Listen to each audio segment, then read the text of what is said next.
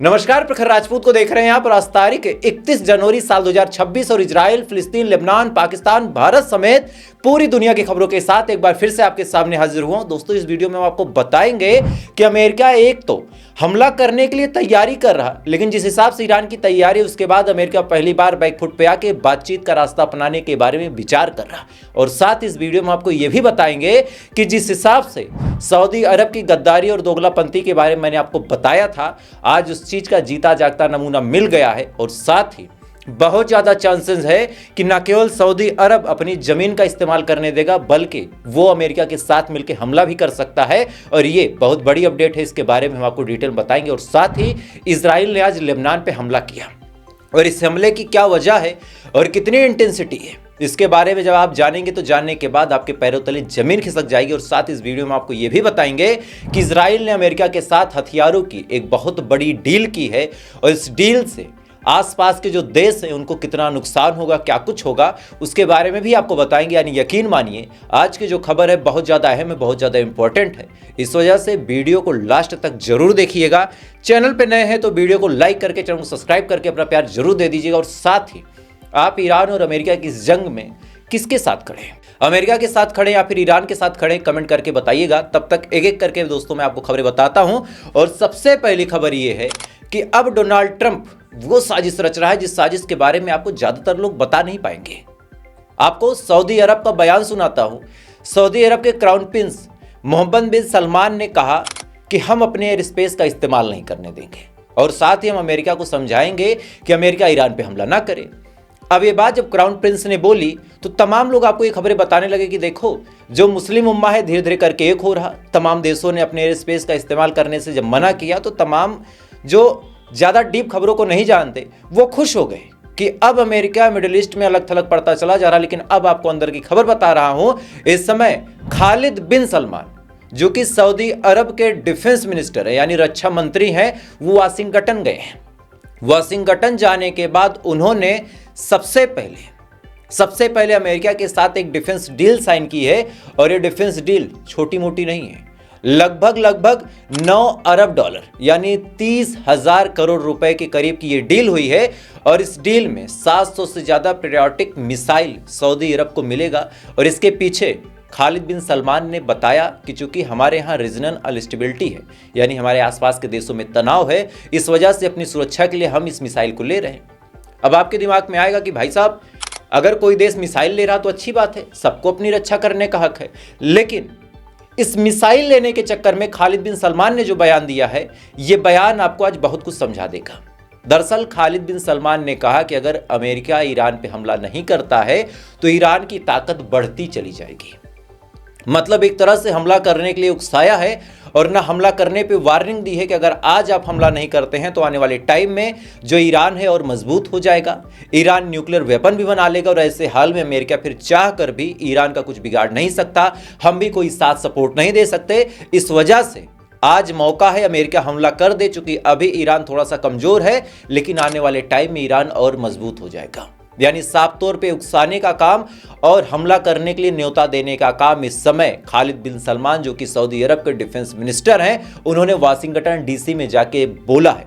और ये बात जब इन्होंने बोली और बाकायदा मीडिया के सामने बोली, तब आज पूरी दुनिया में हड़कंप मची है कि जो सऊदी अरब, जिसके क्राउन प्रिंस ये बात बोल रहे थे कि हम अपने एयर स्पेस का इस्तेमाल नहीं करने देंगे, वो सेम मौके पे अमेरिका से हथियार ले रहे हैं। सेम मौके पे उनका रक्षा मंत्री ऐसे बयान दे रहा। तो आखिर सऊदी अरब का ऑफिशियल स्टैंड क्या है? क्या सच में सऊदी अरब ईरान को सपोर्ट कर रहा है, या फिर जानबूझ के चने के झाड़ पे चढ़ा रहा कि हम तुम्हारे साथ हैं, तुम जंग लड़ो, हम तुम्हारे साथ हैं, तुम जंग लड़ो। और जब जंग लड़ने की सिचुएशन आए तो सऊदी अरब धीरे से, क्योंकि एक लड़ाई और भी चलती है शिया सुन्नी की, तो सऊदी अरब चाहता है कि जो सुन्नी देश है वो आगे जाए, ईरान चाहता है कि शिया देश आगे जाए। और इस चीज में ईरान और सऊदी अरब कहीं ना कहीं दुश्मन भी बन चुके हैं। तो ऐसे हाल में दोस्तों, इस समय जो सऊदी अरब है उसकी वफादारी पे अब संदेह निकलता चला जा रहा है। खैर, इसी बीच बड़ी अपडेट इजराइल से भी आ रही है कि हमले के दौरान प्लान ये बना है कि हमले के दौरान सऊदी अरब के साथ मिलकर इजराइल और अमेरिका एक साथ तिहरा हमला कर सकते हैं। रिपोर्ट आपके सामने, आप अपने स्क्रीन पे देख सकते हैं कि लगभग 6.6 अरब डॉलर ये अगर भारतीय रुपयों में कन्वर्ट करें तो 55,000 करोड़ की रकम की डील इस समय इजराइल और अमेरिका के बीच हुई है, 55,000 करोड़ रुपए। और इसमें 30 अपाचे हेलीकॉप्टर होंगे, साथ ही 2-4-6 मिसाइलें होंगी। और ये जो 30 अपाचे हेलीकॉप्टर हैं, ये वो हेलीकॉप्टर नहीं जिसके बारे में आप सुनते हैं। इसमें एडवांस रॉकेट लॉन्चिंग सिस्टम लगा होगा, यानी हेलीकॉप्टर उड़ते हुए जाएंगे और जमीन पे सतही तौर पे उड़ेंगे और जहां मिसाइल दागनी होगी वहां पे मिसाइल दाग के निकल आएंगे। दूसरी चीज इसमें, इसकी खासियत सुनिए, इसमें बाकायदा टारगेटिंग लॉकिंग सिस्टम लगा होगा, यानी जहां हमला करना है वो निशाना मिस नहीं होगा। और आप सोच के देखिए कि जो हेलीकॉप्टर की डील है, इसकी खासियत आप इतने से जानिए कि $6.67 अरब में $3.38 अरब की केवल 30 हेलीकॉप्टर आएंगे। बाकी जो रकम बचती है लगभग 2.56, उसमें बाकी सामान आएंगे। तो आप सोच के देखिए कि जिस हिसाब से अमेरिका की तैयारी है, और ऐन मौके पे जब इजराइल ऐसे हथियार ले रहा है, सऊदी अरब ऐसे हथियार ले रहा है, तो फिर इनका इरादा कोई नेक नहीं है। सऊदी अरब भी धोखा देगा, इजराइल भी धोखा देगा।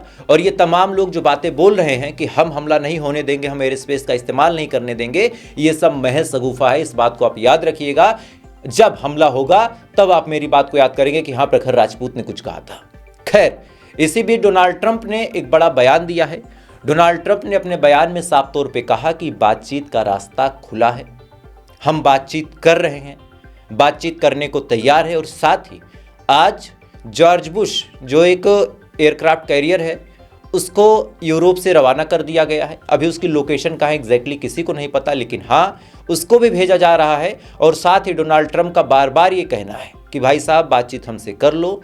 और 2 डील है, 2 डील इस समय अमेरिका कर रहा है, ईरान के साथ 2 डील पे साइन करवाना चाहता है।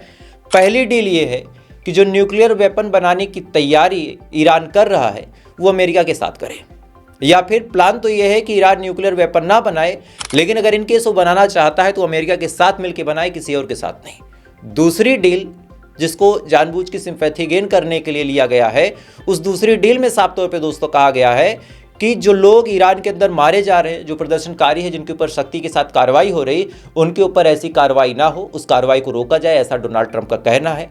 वहीं ईरान का जो पक्ष है, उसको सुनने के बाद आपके रोंगटे खड़े हो जाएंगे। दरअसल कौम एक जगह है ईरान के अंदर, जहां पे जुमे वाले दिन आयतुल्लाह खामनी साहब गए थे नमाज पढ़ने। नमाज पढ़ते हैं, अपने कैबिनेट के लोगों से मीटिंग करते हैं। मीटिंग करने के बाद उस मस्जिद पे लाल झंडा फहरा दिया गया। और ईरान लाल झंडा तभी फहराता है जब जंग जैसी हालात हो और ईरान को जंग लड़ना हो। इसका मतलब बड़ा साफ है कि ईरान ने खुलेआम ऐलान जंग कर दिया, अपना लाल झंडा फहरा दिया है। और इसको लेके अब पूरी दुनिया में टेंशन की बात है। और इसी बीच ईरान के सपोर्ट में रशिया और चाइना ने दोस्तों जो कुछ किया, उसको सुनने के बाद आज अमेरिका के सपोर्ट के जो लोग हैं, जो अमेरिका और इजराइल को सपोर्ट करते हैं, डिस्टर्ब होने वाले हैं। दरअसल रशिया और चाइना के साथ एक नेवल एक्सरसाइज होनी है, जिसके बारे में आपको ऑलरेडी बता चुका हूं। लेकिन खबर यह है कि अब यह नेवल एक्सरसाइज वहीं होगी जहां पे अब्राहम लिंकन, जो इनका एयरक्राफ्ट कैरियर है, वो खड़ा है। मतलब यहां इनका अब्राहम लिंकन खड़ा है, इसी के इर्द गिर्द ईरान, रशिया, चाइना, इन तीनों की जो तिकड़ी है वहां पे नेवल एक्सरसाइज करेगी। और इसका मतलब बड़ा साफ है कि साफ तौर पे अमेरिका की आंखों में आंखें डाल के ईरान, रशिया और चाइना के साथ मिलकर देख रहा है। ईरान ने साफ तौर पे कहा कि हमारी जितनी भी प्लानिंग्स है, हमारे जितने भी प्रोग्राम हैं, वो नॉन नेगोशिएबल है। हम ना ही अपनी मिसाइलें बनाना छोड़ेंगे और ना ही अपने प्रोटेस्टरों से सख्ती से निपटना छोड़ेंगे, क्योंकि ये हमारे हक और हुकूक की लड़ाई है। खैर, इसी बीच सुप्रीम लीडर ने बड़ा बयान जारी करते हुए अपनी आर्मी को एक खास एंटी होलबोन, एक सिस्टम होता है जंग लड़ने का, एंटी होलबोन एक्सरसाइज करने का ऐलान किया। अब बहुत सारे लोग पूछेंगे भाई साहब ये क्या है, तो आसान भाषा में समझा देता हूं। दरअसल अमेरिका का खतरनाक प्लान ये है कि हम जब हमला करेंगे तो हमला करके हम उतना नुकसान नहीं पहुंचा पाएंगे, क्योंकि सिविलियन भी मरेंगे।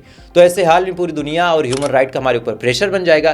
तो इस वजह से इन्होंने क्या किया, इन्होंने प्लान बनाया है कि हम पहले तो हमला करेंगे और जब इनकी आर्मी लड़ने में डिस्टर्ब हो जाएगी तब अपनी हम डेल्टा फोर्सेस को हेलीकॉप्टर और एयरक्राफ्ट कैरियर के माध्यम से धीरे धीरे करके वहाँ पे भेजेंगे। और ये लोग न्यूक्लियर बंकर जितने बने हैं, जहाँ पे न्यूक्लियर फ्यूज़न होता है, जहाँ इनकी न्यूक्लियर साइट्स हैं, वहाँ पे हमला करेंगे और हमला करके उनको डिस्ट्रॉय कर देंगे। यानी एक जो इनका बेड़ा होगा वो सिपाहियों के साथ जंग लड़ेगा उनके साथ वो मिसाइल खेलेगा और इधर जो डेल्टा फोर्स है वो धीरे से उतर के इनका न्यूक्लियर साइट जो है उसको अंदर से तबाह कर देगी, यानी ईरान का जो मकसद है वो पूरा हो जाएगा।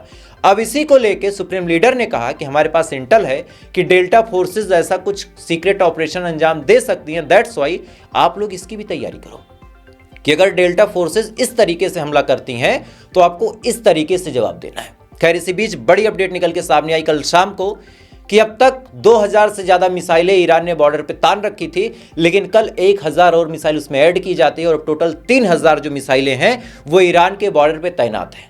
मतलब डोनाल्ड ट्रंप के स्वागत का ऐसा भव्य इंतजाम किया ईरान ने। भाई साहब, कोई फूल देता है, कोई बुके देता है, कोई चॉकलेट देता है, कोई गिफ्ट्स देता है। ईरान ने कहा यार तुम बड़े लोग हो, तुम इतने ताकतवर देश के राष्ट्रपति, तुमसे यार फूल गिफ्ट माला इनसे बात करेंगे तो बेइज्जती होगी। तुम्हारे स्वागत में हम 3000 मिसाइलें तान के बैठते हैं।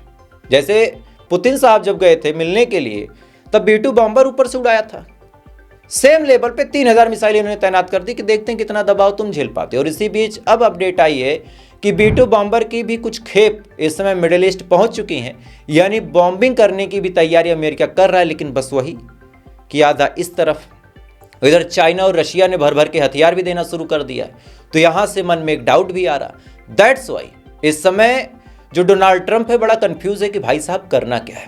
खैर, इसी बीच अब आपको एक ऐसी सीक्रेट जानकारी बताता हूं जो जानकारी आपको 2-4-6 दिनों में आने वाले समय में अलग अलग चैनलों पे देखने को मिलेगी, लेकिन आज एक्सक्लूसिव चीजें आपको बता देता हूं।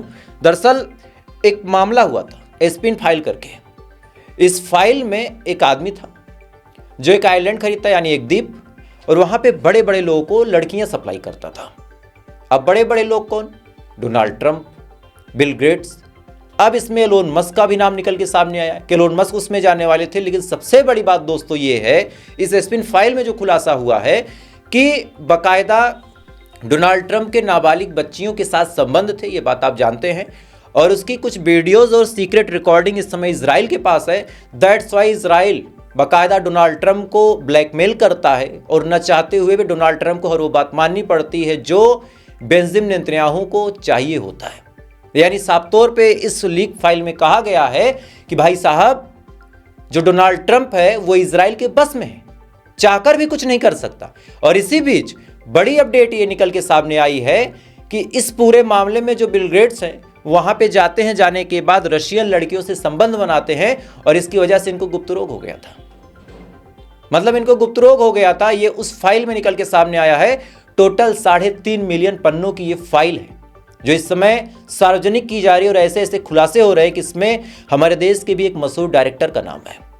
अभी तक नाम थोड़ा सा अंडर इन्वेस्टिगेशन है, दैट्स वाई अभी मैं नाम नहीं कोट कर रहा, किसी की इज्जत को खराब नहीं करना चाहिए। लेकिन हाँ, अगली वीडियो तक मैं रिसर्च करके फाइनलाइज ये बता दूंगा कि भारत के कितने बड़े बड़े लोग इस पूरे एस्पिन फाइल स्कैंडल में, सोचिए 15-15 साल, 14-14 साल, 12-12 साल की लड़कियों के साथ ये 80-80 साल के बूढ़े जाके सोते थे।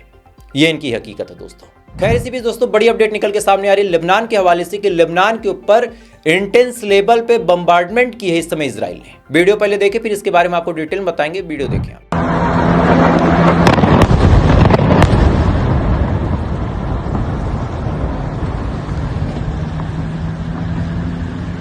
इस वीडियो में आप साफ तौर पे देख सकते हैं कि किस हिसाब से बॉम्बिंग की है। और ये बॉम्बिंग अगर आप ध्यान से देखें तो सड़क पे कुछ लोग चल रहे हैं और बगल में ही बॉम्बिंग हुई है। यानी ये जो बॉम्बिंग है वो सिविलियन इलाके में हुई है। यानी ये जो ह्यूमन राइट ईरान को लेके पूरी दुनिया में सीक्रेट मीटिंग कर रहे थे, पूरी दुनिया के देशों को बुलाया गया। भारत ने हालांकि ईरान का सपोर्ट किया, अपने पुराने दोस्त का, लेकिन खूब हो हल्ला मचा था कि भाई साहब क्या चल रहा है, ईरान में गलत हो रहा। लेकिन लेबनान के अंदर लगातार इजराइल बम्बारिंग कर रहा है, लेकिन इसके बारे में कोई भी खुल के बातचीत नहीं करना चाहता। और इसी बीच गाजा के मामले में बड़ा बयान दिया है इस समय बेंजामिन नेतन्याहू ने। गाजा के मामले में बयान देते हुए बेंजामिन नेतन्याहू ने साफ तौर पे कहा कि हमास को हम पूर्णतः खत्म करेंगे। यानी अब तक जो मैं आपको याद होगा, मैं 2-3 महीने से एक लाइन बोल रहा था कि सीज फायर केवल जो इजराइल है उसकी गर्ज है कि रैन गिबली की बॉडी एक बार रिकवर हो जाए, और रिकवर होने के बाद हम जो चाहेंगे वो कर देंगे। सेम चीज अब आपको देखने को मिलेगी कि जब रैन गिबली की बॉडी बरामद हो गई तो अब इजराइल अपना असली रंग दिखा रहा। जो बेंजामिन नेतन्याहू है उसका कहना है कि हमास को हम पूरी तरीके से गाजा के अंदर खत्म करेंगे। चलिए फिर खत्म करने का तरीका क्या है?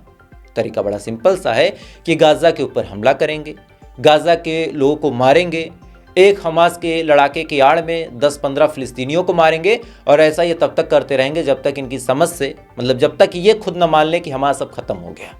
तो हमास तो ख़त्म होना नहीं इतना जल्दी। तो ऐसे हाल में केवल मासूम फिलिस्तीनी मारे जाएंगे, इस बात को आज आपके सामने बोल के जा रहा हूँ। खैर, इसी बीच हमारे देश के पार्लियामेंट से एक बयान निकल के सामने आया, और वो बयान मैं आपको सुनवाना चाहता हूँ।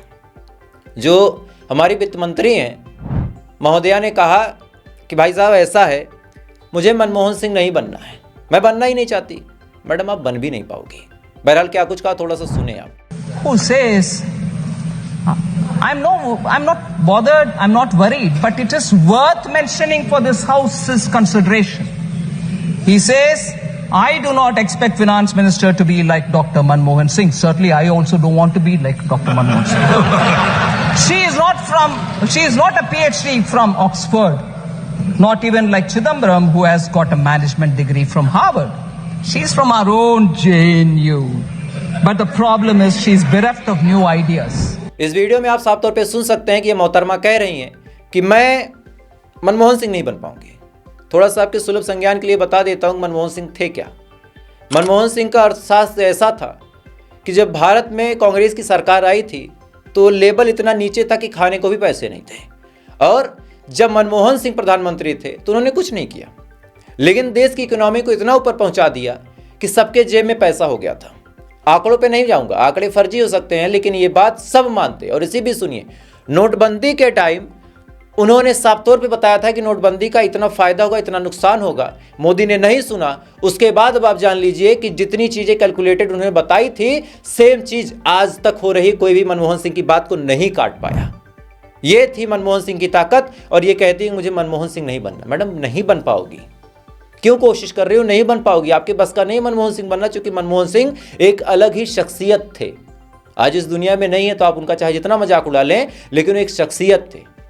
खैर क्या कहा जाए। तो फिलहाल अभी के लिए बस इतना ही। बाकी थोड़ी देर बाद आपसे फिर मुलाकात होगी ऐसी किसी खबर के साथ। तब तक आप अच्छे रहे, खुश रहे, अपना ख्याल रखिए, अपने देश का ख्याल रखें, और अगली वीडियो आपसे मिस ना हो इस वजह से चैनल पर नए हैं तो सब्सक्राइब जरूर कर ले। बाकी थोड़ी देर बाद फिर मिलते हैं। बाकी ऊपर वाला आपकी हिफाजत करे।